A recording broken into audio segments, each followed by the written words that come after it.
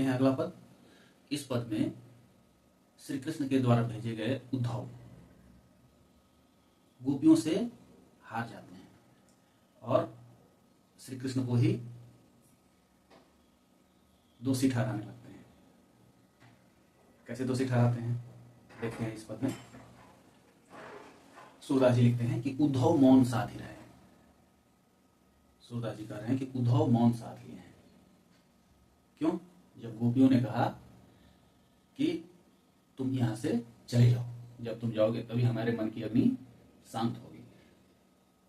तो उद्धव ने देखा कि हमारे निर्गुण ब्रह्म का जो उपदेश है उसका गोपियों पर कोई असर नहीं हो रहा है, उल्टे वो मुझे बुरा भला कहने लगी हैं, भला बुरा कहने लगी हैं। तो ये देखकर उद्धव मौन हो जाते हैं, मौन धारण कर लेते हैं। क्या कहते हैं सूरदास? उद्धव मौन साध ही रहे, जोग कही पश्चात मन मन बहुरी कछु न कहे। तो जोग के बारे में कह के, योग की चर्चा करके, यानी कि निर्गुण ब्रह्म की चर्चा करके गोपियों से मन ही मन पछता रहे हैं। कौन? उद्धव। श्याम को यह नहीं बुझे अधीर रहे सिखाई। अब कहते हैं मैं ही श्याम को समझ नहीं पाया, श्याम ने मेरे साथ अच्छा नहीं किया, श्री कृष्ण ने मेरे साथ अच्छा नहीं किया। उन्होंने मुझे सिखा के भेजा, या मैं श्याम को जब निर्गुण ब्रह्म के बारे में मैंने बताया तो उन्होंने मुझसे कहा कि जाओ गोपियों को इसके बारे में बताओ। तो श्याम को यह नहीं मुझे अधीर रहे सिखाई, कहा मैं कहीं कहीं ले जानो नार रहे नवाई। अब श्री कृष्ण ने तो मुझे यहाँ भेज दिया और उसके कारण यहाँ मुझे भेजा कि जाके अद्वैत दर्शन समझाओ गोपियों को, और ये कहकर मुझे भेज दिया। उसका परिणाम क्या हुआ कि उसको मैं कह के यानी बता के थक गया। गोपियां नहीं मानी और उल्टे अब मुझे लज्जा आ रही है। मैं समझ रहा हूं कि उन्होंने मुझे क्यों यहाँ भेजा होगा। मेरी गर्दन झुक गई है। नार मतलब गर्दन। मेरी गर्दन झुक गई है।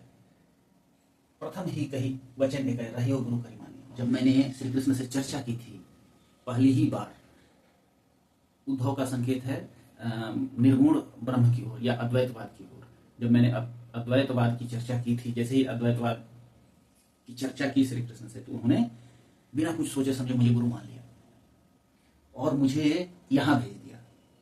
अब मुझे समझ में आ रहा है, सूर प्रभु मोको पठायो यह है कारण ज्ञानी।